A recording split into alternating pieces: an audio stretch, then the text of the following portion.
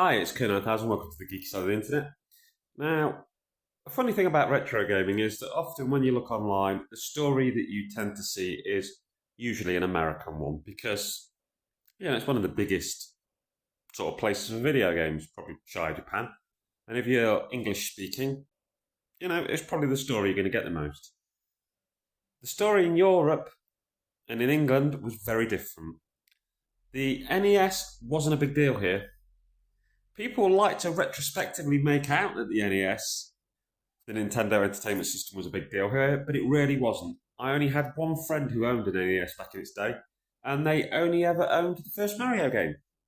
So I'd occasionally play that at their house, and then I didn't play an NES properly until the Super Nintendo was near its dying days. When the Super Nintendo was, nearly not the in thing and the N64 wasn't quite out, I got a NES out of the paper, cheap, with about 6 games. Over here, we were much more centred around the home microcomputer. So the BBC, the ZX Spectrum, the Commodore 64. Master systems, I think, were more common in Europe and in England than they were in America. The Master System, particularly the Model 2, you didn't see a lot of Model 1s. My cousin had a Model 1. But for every Model 1 I saw 30 Model 2s. The Master System 2, everywhere.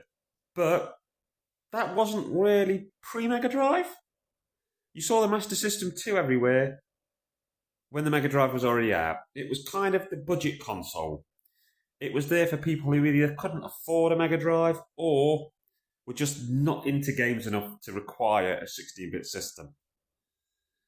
Now, I'll make some more videos like this at some stage talking about what it was like in England for those who weren't here.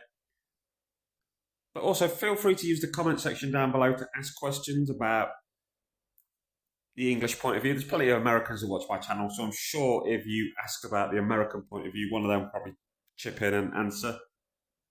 And, we can have a little bit of an information exchange here. Anyway, it's Ken1000 saying, take care of yourself and each other. Laters taters.